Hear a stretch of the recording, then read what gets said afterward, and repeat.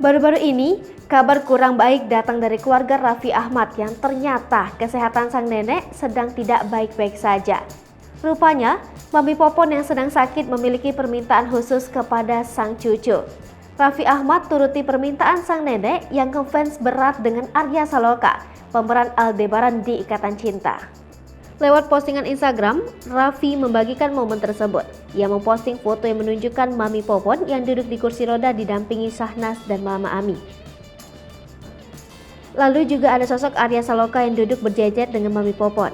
Usut punya usut, ternyata nenek Raffi itu merupakan fans berat pemain sinetron Ikatan Cinta itu. Lantas ia pun meminta sang cucu Raffi untuk mendatangkan pemeran Aldebaran itu ke rumahnya. Dengan Arya Saloka yang mau datang menjenguk Mami Popon, suami Nagita itu banyak mengucapkan terima kasih.